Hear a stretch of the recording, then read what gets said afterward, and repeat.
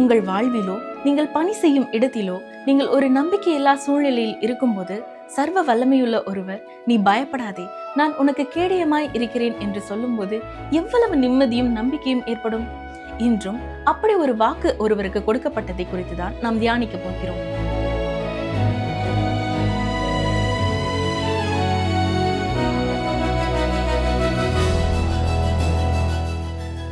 பிரியமானவர்களே, இன்று நாம் ஆதியாகமம் 15ஆம் அதிகாரத்தை கற்றுக்கொள்ள போகிறோம். வேத புத்தகத்தில் உள்ள அதிகாரங்களுள் இதுவும் ஒரு முக்கியமான அதிகாரமாகும். ஆதியாகமம் 15:1 பாருங்கள். இந்த காரியங்கள் நடந்த பின்பு கர்த்தருடைய வார்த்தை ஆபிரகாமுக்கு தரிசனத்திலே உண்டாகி, அவர், ஆபிரகாமே, நீ பயப்படாதே, நான் உனக்கு கேடகமும் உனக்கு மகா பெரிய பலனுமாய் இருக்கிறேன் என்றார். இப்பொழுது தேவன் ஆபிரகாமுக்கு 4வது முறையாக காட்சியளிக்கிறார். தேவன் ஆபிரகாமை முன்னேற செய்து தொடர்ந்து அவரோடு அழைத்து செல்கிறார். ஆபிரகாம் இப்பொழுது மிகப்பெரிய ஒரு விசுவாச அடியை எடுத்து வைத்திருப்பதால் கடவுள் அவருக்கு காட்சியளிப்பது மிகவும் பொருத்தமானதாக இருக்கிறது. ஏனென்றால் அவர் லோத்தை மீட்க சென்றார். மேலும் சோதோம் ராஜா கொடுத்த கொள்ளை பொருட்களை வேண்டாம் என்று மறுத்துவிட்டார். இங்கே கர்த்தர் ஆபிரகாமுக்கு சொல்வது என்ன? ஆபிரகாமே, நீ பயப்படாதே, நான் உனக்கு கேடயமாய் இருக்கிறேன் என்கிறார். கேடகம், கேடயம் இரண்டும் ஒன்றுதான். இது மிகவும் அழகானது, அற்புதமானது. ஆபிரகாம் அந்த யுத்தத்திற்கு சென்றிருந்த பொழுது ஒருவேளை உண்மையாகவே ஆபத்திலே சிக்கி இருக்கலாம். தான் உயிரோடு திரும்புவோமா என்று கூட அவர் யோசித்திருக்கலாம். இப்பொழுது கடவுள் அவருக்கு எளிமையாக நினைவுபடுத்துகிறார். நானே உன்னை பாதுகாக்கும் கேடயம் என்று கர்த்தர் சொல்லுகிறார். மேலும் இரண்டாவதாக கர்த்தர் சொல்வது, ஆபிரகாமே, நான் உனக்கு மகா பெரிய பலனுமாய் இருக்கிறேன் என்கிறார். வேறு வார்த்தையில் சொல்ல வேண்டுமென்றால், அந்த பொருட்களை நீ மறுத்தது நல்லது, நானே உனக்கு பலன் அளிக்க விரும்புகிறேன் என்று கர்த்தர் சொல்கிறார். பிரியமானவர்களே, இன்று ஒரு மனிதன் கடவுளை நம்பி அவரை மட்டும் நோக்கி பார்க்க ஆயத்தமாக இருந்தால் கடவுள் அவனை கொண்டு என்னையெல்லாம் செய்ய முடியும் தெரியுமா? ஆபிரகாம் ஒவ்வொரு காலையிலும் தன்னுடைய பரிசுத்த வாழ்க்கையை மேம்படுத்தி கொண்டிருக்கும் ஒரு பக்திமானான ஒருவர் என்று நீங்கள் நினைத்தால் அது சரியல்ல. ஆபிரகாம் மிகவும் நடைமுறையானவர். இப்பொழுது அவர் தன் வாழ்க்கையிலே உணரும் உண்மையான ஒரு காரியத்தை குறித்து பேச போகிறார். அருமையானவர்களே, நாமும் இப்படிப்பட்டவர்களாக இருக்க வேண்டும் என்றுதான் தேவன் விரும்புகிறார். இன்றைக்கு பல அடிப்படைவாதிகள் கொண்டிருக்கிற போலியான பக்தி மற்றும் மாயையான அணுகுமுறையை நாம் விட்டு ஒழிக்க வேண்டும். ஆபிரகாம் தேவனிடத்தில் என்ன சொல்கிறார் என்பதை கவனியுங்கள். ஆதியாகமம் 15:2-3 அதற்கு ஆபிரகாம், கர்த்தராகிய ஆண்டவரே, அடியேனுக்கு என்ன தருவீர்? நான் பிள்ளை இல்லாமல் இருக்கிறேனே. தமஸ்கு ஊரானாகிய இந்த எலியேசர் என் வீட்டு விசாரணை கர்த்தனாய் இருக்கிறானே என்றான். பின்னும் ஆபிரகாம், தேவரீர் எனக்கு புத்திர சந்தானம் அருளவில்லை, இதோ என் வீட்டிலே பிறந்த பிள்ளை எனக்கு சுதந்திரவாளியாய் இருக்கிறான் என்றான். இங்கே ஆபிரகாம் கடவுளிடத்தில் சொல்வது என்ன? எனக்கு இன்னும் அதிகமான செல்வம் வேண்டாம், என் இருதயத்திலே பாரமாய் இருப்பது எல்லாமே நான் குழந்தை இல்லாமல் இருக்கிறேன் என்பதுதான். எனக்கு ஒரு மகன் வேண்டும் என்பதுதான். என்னை ஜாதிகளின் தகப்பனாக்குவதாகவும் என் சந்ததியினரை கடற்கரை மணலை போல எண்ணிலடங்காதவர்களாக மாற்றுவதாகவும் நீர் வாக்கு அளித்தீர். ஆனால் எனக்கு ஒரு குழந்தை கூட இல்லையே என்று கூறுகிறார். மேலும் அந்த கால சட்டமான ஹமுராபி சட்ட தொகுப்பின்படி ஆபிரகாமுக்கு ஒரு குழந்தை இல்லை என்றால் காலப்போக்கில் அவருடைய நிர்வாகியும் தலைமை ஊழியருமான எலியேசர் ஆபிரகாமின் சொத்துக்களை சுதந்திரித்துக் கொள்வார். ஆதியாகமம் 15:4 பாருங்கள். அப்பொழுது கர்த்தருடைய வார்த்தை அவனுக்கு உண்டாகி, இவன் உனக்கு சுதந்திரவாளி அல்ல, உன் கற்ப பிறப்பாய் இருப்பவனே உனக்கு சுதந்திரவாளி ஆவான் என்று சொல்லி. ஒரு மனிதன் கடவுளிடத்திலே உள்ளத்தில் இருப்பதை உண்மையாக பேசும் பொழுது கடவுளும் அவனிடத்திலே மிக யதார்த்தமாக நடந்து கொள்கிறார். அவர் என்ன சொல்கிறார் பாருங்கள். ஆம், நான் உனக்கு ஒரு மகனை தருவேன் என்று உறுதியாக சொல்லுகிறார். அது இரவு நேரமாக இருந்திருக்க வேண்டும். கடவுள் ஆபிரகாமை கூடாரத்தை விட்டு வெளியே அழைத்து என்ன சொல்கிறார் பாருங்கள். ஆதியாகமம் 15:5 அவர் அவனை வெளியே அழைத்து, நீ வானத்தை அண்ணாந்து பார், நட்சத்திரங்களை எண்ண உன்னாலே கூடுமானால் அவைகளை எண்ணு என்று சொல்லி பின்பு அவனை நோக்கி, உன் சந்ததி இவ்வண்ணமாய் இருக்கும் என்றார். அருமையானவர்களே, இது மிகவும் குறிப்பிடத்தக்கது. முதலாவது கர்த்தர் ஆபிரகாமின் சந்ததியினரை கடற்கரை மணலை போல எண்ணில் இருப்பார்கள் என்று கூறினார். இப்பொழுது அவர்கள் வானத்து நட்சத்திரங்களைப் போல எண்ணில் அடங்காதவர்களாக இருப்பார்கள் என்று கூறுகிறார். ஆபிரகாமால் நட்சத்திரங்களை எண்ண முடியவில்லை. அவரால் தோராயமாக 4000 நட்சத்திரங்களை பார்க்க முடிந்தது. ஆனால் அவர் பார்த்த அந்த பகுதியிலே அநேகமாக 50,000க்கும் அதிகமான நட்சத்திரங்கள் இருந்திருக்கலாம். ஆபிரகாமால் தன் சந்ததியினரை எண்ண முடியவில்லை. இன்றும் உங்களால் அதை செய்ய முடியாது. இந்த ஆபிரகாமுக்கு உண்மையில் 2 வகையான சந்ததிகள் இருக்கிறார்கள். அவருக்கு மாம்சப்படியான ஒரு சந்ததி உண்டு, அதுதான் இஸ்ரவேல் தேசம். மேலும் அவருக்கு ஒரு ஆவிக்குரிய சந்ததி உண்டு, அதுதான் விசுவாசிகளின் கூட்டம். திருச்சபை எப்படி ஆபிரகாமின் ஆவிக்குரிய சந்ததியாக மாறுகிறது? விசுவாசத்தின் மூலமாகத்தான். கலாத்தியர்கள் இயேசு கிறிஸ்துவின் மீதான விசுவாசத்தினால் ஆபிரகாமின் குமாரர்களாக இருக்கிறார்கள் என்று பவுல் கூறியிருக்கிறார். இது இயற்கை ரீதியான வம்சாவளி அல்ல, மாறாக ஒரு ஆவிக்குரிய சந்ததியாகும். கவனியங்கள், வாசிக்கிறேன். கலாத்தியர் 3:29. நீங்கள் கிறிஸ்துவனுடையவர்களானால் ஆபிரகாமின் சந்ததியாராயும் வாக்குத்தத்தத்தின்படியே சுதந்திரராயும் இருக்கிறீர்கள். யூதர்களிலே ரட்சிக்கப்பட்ட பல விசுவாசிகள் இருக்கிறார்கள். அப்படிப்பட்டவர்களின் கூட்டத்தில் ஒரு முறை வெர்னன் மகி என்ற ஊழியர் செய்தி கொடுத்த பொழுது மோசையின் நியாயப்பிரமாணத்தின் மகிமையை குறித்தும் கிறிஸ்துவில் அவை எவ்வாறு நிறைவேறியது என்பதை குறித்தும் பேசினார். மேலும் அவர்கள் எல்லாரும் ஆபிரகாமின் சந்ததியினராய் இருக்கிறார்கள் என்பதை குறித்து அறிந்தவர்களோடு தான் பேசுவதை குறித்து தான் மகிழ்ச்சி அடைவதாக சொன்னார். அது மட்டுமல்ல, தானும் ஆபிரகாமின் சந்ததியாய் இருக்கிறேன் என்றார். உடனே அங்கே இருந்த அனைவரும் ஒருவரை ஒருவர் ஆச்சரியத்தோடு பார்த்து கொண்டார்கள். பின் அவர் தாம் எப்படி ஆபிரகாமின் சந்ததி என்று விளக்கி சொன்னார். ஆம் அருமையானவர்களே, விசுவாசத்தின் மூலமாக கர்த்தரிடத்திலே வந்த ஒவ்வொருவரும் ஆபிரகாமின் சந்ததியினராய் இருக்கிறார்கள். ஏனென்றால் ஆபிரகாம் தன் கிரியைகளினாலே அல்ல, விசுவாசத்தினாலேயே கர்த்தரிடத்திலே வந்தார். அதுவே அவருக்கு நீதியாக எண்ணப்பட்டது. ஆதியாகமம் 15:6 பாருங்கள். அவன் கர்த்தரை விசுவாசித்தான், அதை அவர் அவனுக்கு நீதியாக எண்ணினார். இது வேத புத்தகத்தில் உள்ள ஒரு உன்னதமான வாக்கியம். அவன் கர்த்தரை விசுவாசித்தான். இதன் பொருள் என்னவென்றால், ஆபிரகாம் தேவன் கூறிய வார்த்தைக்கு ஆமேன் என்று சொன்னான். இங்கே தேவன் நான் உனக்கு இதை செய்வேன் என்று சொன்னார். அதற்கு ஆபிரகாம், ஆண்டவரே, நான் உம்மை விசுவாசிக்கிறேன், அப்படியே ஆக கடவது, நான் உம்மை நம்புகிறேன் என்றான். இந்த இடத்திலே நாம் ரோமர் 4 முதல் 5 வசனங்களை வாசிக்க வேண்டும். அப்படியானால் நம்முடைய தகப்பனாகிய ஆபிரகாம் மாம்சத்தின்படி என்னத்தை கண்டடைந்தான் என்று சொல்லுவோம்? ஆபிரகாம் கிரியைகளினாலே நீதிமானாக்கப்பட்டானாகில் மேன்மை பாராட்ட அவனுக்கு ஏது உண்டு? ஆகிலும் தேவனுக்கு முன்பாக மேன்மை பாராட்ட ஏதுவில்லை. வேத வாக்கியம் என்ன சொல்கிறது? ஆபிரகாம் தேவனை விசுவாசித்தான், அது அவனுக்கு நீதியாக எண்ணப்பட்டது என்று சொல்லுகிறது.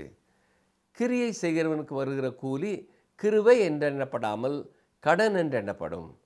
ஒருவன் கிரியை செய்யாமல் பாவியை நீதிமானாக்குகிறவரிடத்தில் விசுவாசம் வைக்கிறவனாய் இருந்தால் அவனுடைய விசுவாசமே அவனுக்கு நீதியாக எண்ணப்படும்.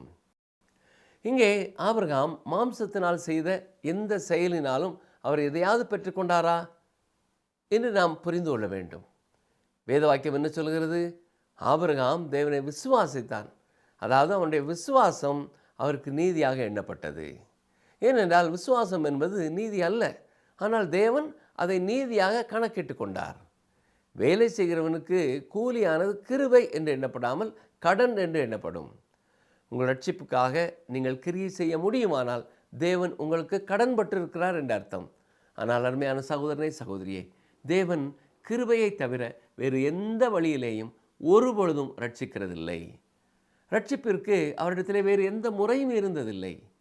நீங்கள் எப்பொழுதாவது ரட்சிக்கப்படுவீர்கள் என்றால் அது நீங்கள் தேவனை நம்புவதாலும் கிறிஸ்துவை உங்கள் இரட்சகராக நீங்கள் ஏற்றுக்கொள்வதாலும் தேவன் உங்களுக்காக ரட்சிப்பை ஏற்படுத்தியிருக்கிறார் என்று விசுவாசிப்பதாலுமே நடைபெறும். அடுத்ததாக, எந்த கிரியைகளையும் செய்யாமல் என்று பார்க்கிறோம். புண்ணிய கிரியைகள் என்று யாரும் எதையும் செய்து ரட்சிப்பை பெற்றுக்கொள்ள முடியாது. மேலும் பக்தி அற்றவனை, எப்படிப்பட்டவர்களை? பக்தி அற்றவர்களை நீதிமானாக்குகிறவரிடத்திலே விசுவாசம் வைக்கிறவனுக்கும் அவனுடைய விசுவாசம் நீதியாக எண்ணப்படும். அருமையானவர்களே, அவருடைய விசுவாசம் அவரிடத்தில் இல்லாத ஒன்றான நீதியாக எண்ணப்படுகிறது. ஆபிரகாம் தேவனை அப்படியே விசுவாசித்தார். தேவன் சொன்னதை அவர் அப்படியே ஏற்றுக்கொண்டார். அவர் தேவனை நம்பினார். நீங்களும் ரட்சிக்கப்படுவதற்கான வழி இதுதான். தேவன் உங்களுக்காக ஏதோ ஒன்று செய்திருக்கிறார் என்பதையும், கிறிஸ்து உங்களுக்காக மரித்து மீண்டும் உயிர்த்தெழுதார் என்பதையும் நீங்கள் விசுவாசிப்பதுதான் அது. கிறிஸ்துவை ஏற்றுக்கொள்வதன் மூலம் தேவன் உங்களை நீதிமான் என்று அறிவிப்பார். இப்பொழுது கலாத்தியர் 3ஆம் அதிகாரம் 6 முதல் 9 வசனம் வரை பாருங்கள். அப்படியே ஆபிரகாம் தேவனை விசுவாசித்தான், அது அவனுக்கு நீதியாக எண்ணப்பட்டது. ஆகையால் விசுவாச மார்க்கத்தார்கள் எவர்களோ அவர்களே ஆபிரகாமின் பிள்ளைகள் என்று அறிவீர்களாக. மேலும் தேவன் விசுவாசத்தினாலே புறஜாதிகளை நீதிமான்களாக்குகிறவர் என்று வேதம் முன்னாக கண்டு, உனக்குள் சகல ஜாதிகளும் ஆசீர்வதிக்கப்படும் என்று ஆபிரகாமுக்கு சுவிசேஷமாய் முன்னறிவித்தது. அந்தபடி விசுவாச மார்க்கத்தார் விசுவாசமுள்ள ஆபிரகாமுடனே ஆசீர்வதிக்கப்படுகிறார்கள். ஆம் அருமையானவர்களே, ஆபிரகாம் கொண்டிருந்த விசுவாசம் அவரை தேவனுக்கு உண்மை உள்ளவராக மாற்றியது. ஆனால் அவர் உண்மை உள்ளவராக இருந்ததால் ரட்சிக்கப்படவில்லை. அவர் தேவனை விசுவாசித்ததினாலேயே ரட்சிக்கப்பட்டார். நாம் இதை சரியாக புரிந்து கொள்ள வேண்டியது மிக மிக முக்கியமானது. நான் மீண்டும் சொல்கிறேன், ஆபிரகாம் மிகவும் நடைமுறை யதார்த்தமான ஒரு மனிதர். அவர் உண்மையை கையாள்வதிலே நம்பிக்கை கொண்டவர். நாமும் அதையே செய்ய வேண்டும் என்று நான் நினைக்கிறேன். நமது வாழ்க்கையிலும் உண்மையான செயல்பாடு அவசியம். உங்கள் வாழ்க்கையிலே அந்த உண்மை இல்லை என்றால் அங்கு எதுவுமே இல்லை என்றுதான் அர்த்தம். இன்று பலர் வெறுமனே சபை விளையாட்டுகளிலே விளையாடி கொண்டிருக்கிறார்கள். ஆனால் ஆபிரகாம் மிகவும் நடைமுறை ரீதியானவர். அவர் எதையும் தெளிவாக தெரிந்து கொள்ள விரும்புகிறவர். மேலும் அவர் எதையாவது எழுத்துப்பூர்வமாக பெற விரும்புகிறவர் என்று சொல்லலாம். சரி, கடவுள் இப்பொழுது அவரிடத்திலே என்ன சொல்ல போகிறார் தெரியுமா? ஆபிரகாமே, நீ என்னிடம் இதை கேட்பது எனக்கு மகிழ்ச்சி கொடுக்கிறது. ஏனென்றால் நான் உன்னை நீதிமன்றத்திலே சந்திக்கப் போகிறேன். நான் ஒரு நோட்டரி பப்ளிக் முன்னிலையிலே சென்று உன்னோடு நான் செய்து கொள்ளும் இந்த ஒப்பந்தத்தை உறுதிப்படுத்துவேன். உனக்கு ஒரு மகன் பிறக்கப் போகிறான். நீ அங்கே வந்து என்னை சந்தி. அந்த ஒப்பந்த பத்திரத்திலே கோடிட்ட இடத்திலே நான் கையெழுத்திடுகிறேன் என்று சொல்லுகிறார். நீங்கள் ஒருவேளை, ஐயா, நீங்கள் சொல்வதெல்லாம் வேத புத்தகத்தில் இல்லையே என்று கேட்கலாம். உண்மைதான். நீதிமன்றத்தை பற்றியோ நோட்டரி பப்ளிக் பற்றியோ வேதத்திலே சொல்லப்படவில்லை. ஆனால் இன்றைய கால சட்ட ஒழுங்கின்படி பார்த்தால் கடவுள் ஆபிரகாமிடம் சொன்னது அதைத்தான். தொடர்ந்து வரும் வசனங்களிலே தேவன் ஆபிரகாமிடத்தில் சொன்னதை நாம் வாசிக்கிறோம். பாருங்கள், ஆதியாகமம் 15:9-10 வசனங்கள்.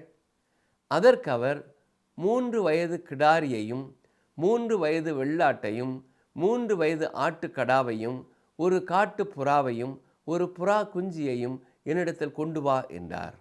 அவன் அவைகள் எல்லாவற்றையும் அவரிடத்தில் கொண்டு வந்து அவைகளை நடுவாக துண்டித்து துண்டங்களை ஒன்றுக்கொன்று எதிராக வைத்தான். பட்சிகளை அவன் துண்டிக்கவில்லை. கர்த்தர் ஆபிரகாமிடத்திலே ஒரு பலியை ஆயத்தப்படுத்த சொன்னார். அவர் ஒரு கிடாரியையும் ஒரு வெள்ளாட்டையும் ஒரு ஆட்டுக்கடாவையும் கொண்டு வந்து அவற்றை நடுவில் பிளந்து ஒரு பாதியை ஒரு பக்கத்திலும் மற்ற பாதியை மறுபக்கத்திலும் வைக்க வேண்டியது இருந்தது. அவர் காட்டு புறாவையும் புறா குஞ்சையும் இரண்டாக பிளக்கவில்லை. ஆனால் ஒன்றை ஒரு பக்கத்திலும் மற்றொன்றை மறுபக்கத்திலும் வைத்தார். அந்த காலத்திலே மனிதர்கள் ஒரு ஒப்பந்தம் செய்து கொள்ளும் பொழுது இப்படித்தான் செய்து கொண்டார்கள்.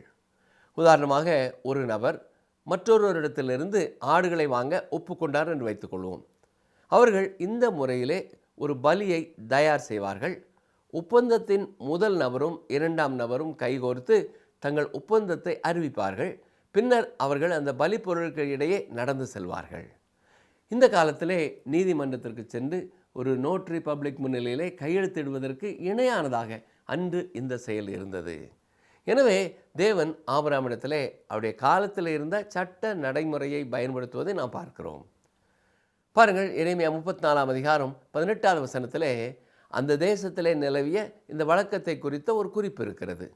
இது அந்த மக்களிடையே மட்டுமல்ல, அக்காலத்தில் இருந்த எல்லா மக்கள் மத்தியிலேயும் நடைமுறையில் இருந்தது.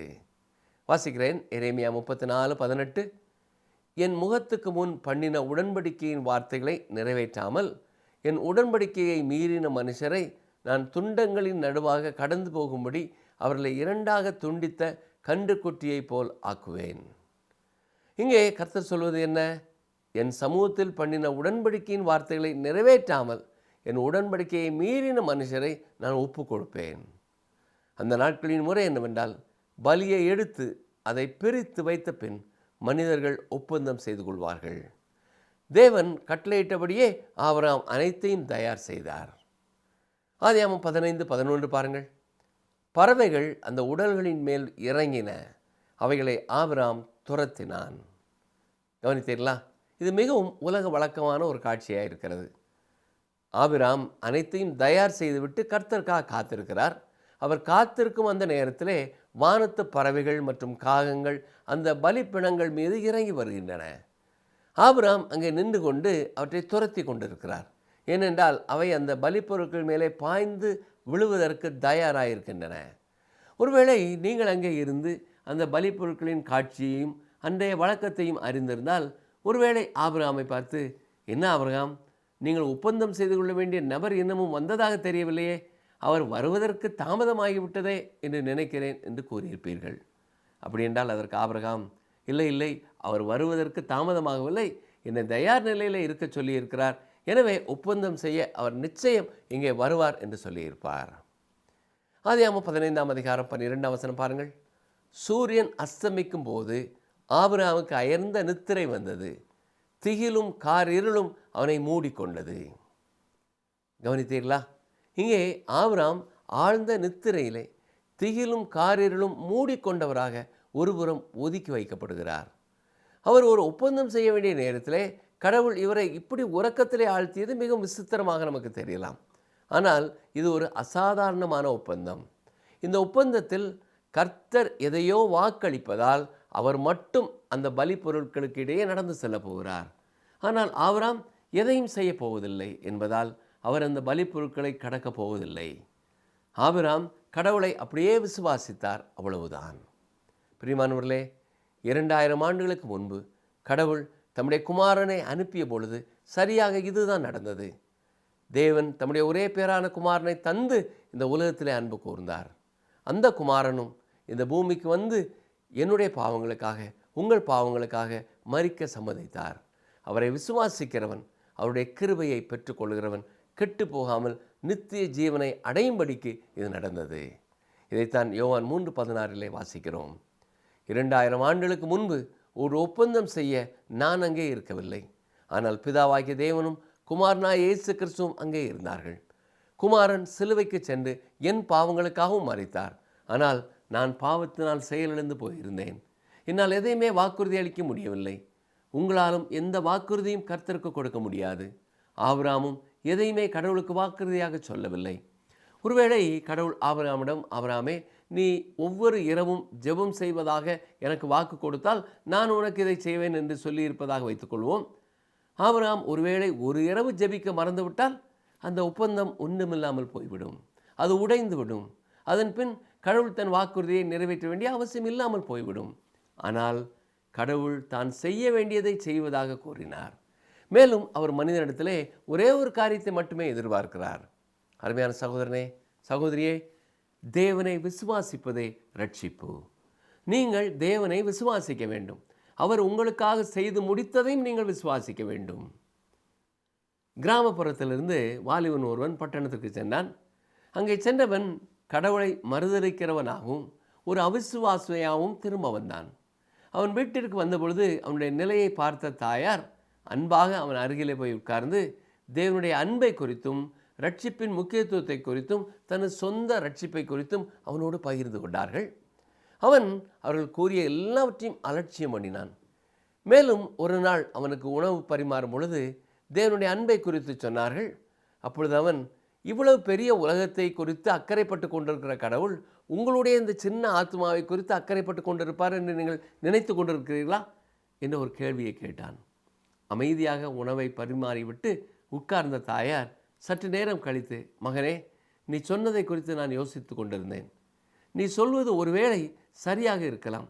என்னுடைய இந்த சின்ன ஆத்மா பெரிதான ஒரு காரியம் அல்ல. தேவனுடைய அண்ட சராசரங்களை பார்க்கும் பொழுதும் அவர் இந்த சின்ன ஆத்மாவை இழந்து போக மாட்டார். ஆனால் அவர் என்னை ரட்சிக்கவில்லை என்றால் நான் இழந்து போவதை விட பெரிய காரியத்தை அவர் இழந்து விட போகிறார். நான் என் ஆத்மாவை மட்டும் நான் இழந்து போவேன்.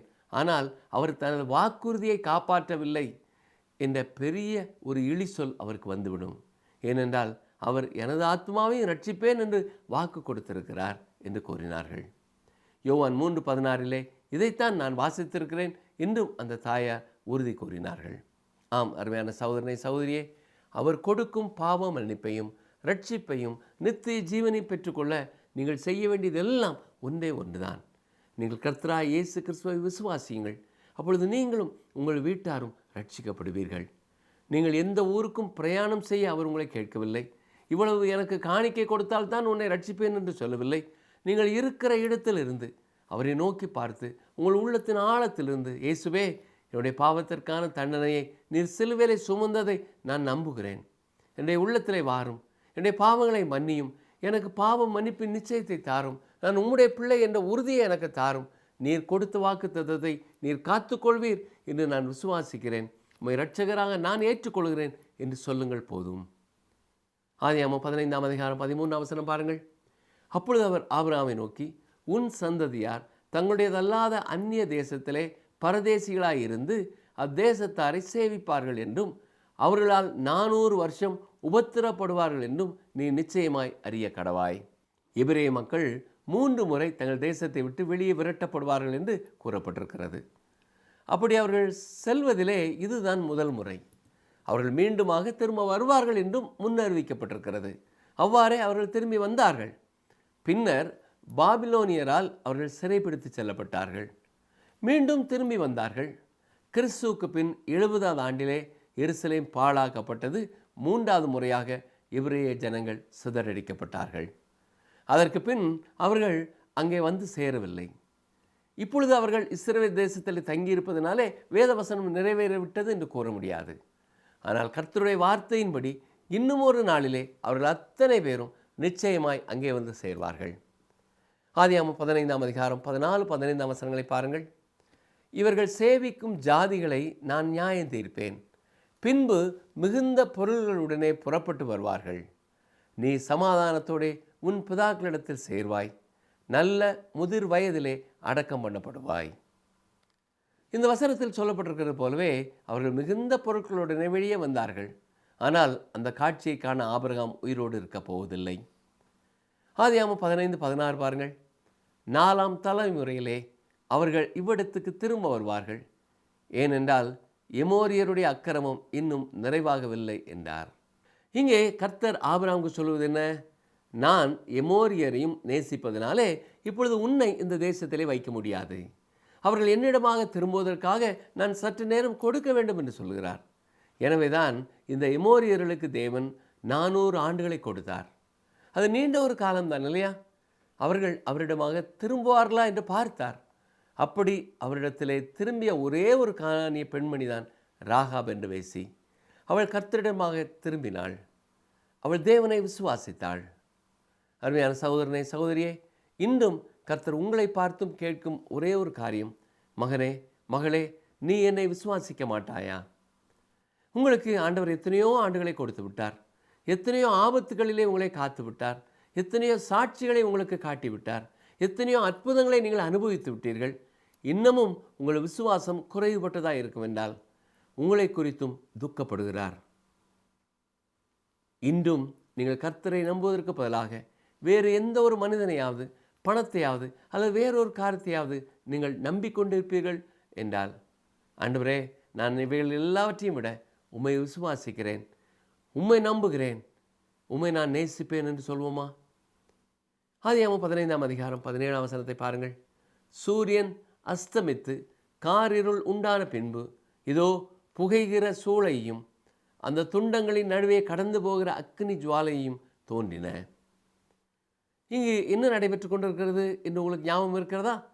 தேவன் ஆபிரகாமோடு ஒரு உடன்படிக்கை செய்யும்படியாக தீர்மானம் செய்து அக்கால வழக்கத்தின்படி 3 வயது கடாரியையும் 3 வயது வெள்ளாட்டையும் 3 வயது ஆட்டுக்கடாவையும் பாதி பாதியாக துண்டித்து 2ஐயும் ஒவ்வொரு பக்கமாக வைத்து ஆபிரகாம் தேவனுக்காக காத்து கொண்டிருக்கிறான். அக்னியும் ஜுவாலையும் இயேசு கிறிஸ்துவை குறித்து பேசுகிறது. அக்னியை சொல்லும்பொழுது வரப்போகிற நியாய தீர்ப்பை குறிக்கிறது. ஒளியானது அவரே உலகத்தின் ஒளி என்பதை வெளிப்படுத்துகிறது. ஆதியாகமம் 15:18-21 வரை பாருங்கள். அந்நாளிலே கர்த்தர் ஆபிரகாமோடே உடன்படிக்கை பண்ணி எகிப்தின் நதி துவக்கி ஐபிராத்து நதி என்னும் பெரிய நதி மட்டும் உள்ளதும் கேனியரும் கெனிசியரும் கத்மோனியரும் ஏத்தியரும் பெரிசியரும் ரெப்பாயிமியரும் எமோரியரும், கானானியரும், கிர்காசியரும், எபூசியரும் என்பவர்கள் இருக்கிறதுமான இந்த தேசத்தை உன் சந்ததிக்கு கொடுத்தேன் என்றார். இப்பொழுது தேவன் ஆபிரகாமுக்கு வாக்குறுதி கொடுக்கும் தேசத்தின் எல்லைகளை குறித்து காட்டுகிறார். இதற்கிடையிலே நாம் சிந்திக்க வேண்டிய மற்றொரு காரியம் உண்டு. ஆபிரகாம் என்ன செய்வதாக வாக்குறுதி கொடுத்தார்? எதுவும் இல்லை. அவர் தேவனை விசுவாசித்தார். நீங்களும் உங்களுக்காக அவர் செய்த எல்லாவற்றையும் விசுவாசித்தால் மட்டுமே போதும். கடவுள் உங்களையும் ரட்சிப்பார். அருமையான சகோதரனே, சகோதரியே, நீங்களும் தேவனை விசுவாசிக்கும் பொழுது தமது கிருபையினாலே அவர் உங்களை ரட்சிக்கிறார். உங்களுக்காக இயேசு கிறிஸ்து சிலுவை மரத்திலே செய்து முடித்ததை நீங்கள் விசுவாசிப்பீர்கள் என்றால் அந்த விசுவாசத்தின் பலனை உங்கள் வாழ்க்கையிலே நீங்கள் என்றும் நிச்சயம் அனுபவிப்பீர்கள். அப்படிப்பட்ட கிருபையை கர்த்தர் உங்களுக்கும் உங்கள் குடும்பத்தினருக்கும் தருவாராக. ஆமென்.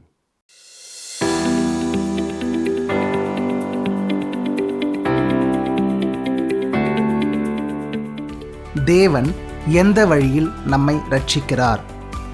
தேவன் எந்த வழியில் நம்மை ரட்சிக்கிறார்?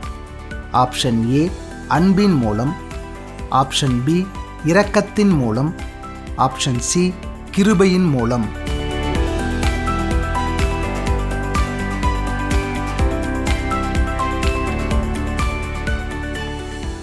ஆபிரகாம் விசுவாசத்தினாலேயே கர்த்தரிடத்தில் வந்தார். நட்சத்திரம் போல, கடற்கரை மணலை போல என்று வாக்குத்தத்தத்திற்கு ஏதுவாக ஒரு கால் புள்ளி கூட ஆபிரகாம் கண் முன்னால் தெரியவில்லை. ஆனால் அவர் விசுவாசித்தார். நாம் திரியேக தேவனின் வல்லமை மகத்துவத்தை விசுவாசித்து கர்த்தரிடம் வந்தோமா? அல்லது இயேசு கிறிஸ்து அருளும் செல்வத்திற்காக அவரண்டி வந்தோமா? நம்மை நாமே சற்று ஆராய்ந்து பார்ப்போம். இந்த நிகழ்ச்சி உங்களுக்கு பிடிச்சிருக்கா? அப்ப இப்பவே மிஸ்டர் கால் கொடுங்க. பரிசு வெல்றது நீங்களாவும் இருக்கலாம்.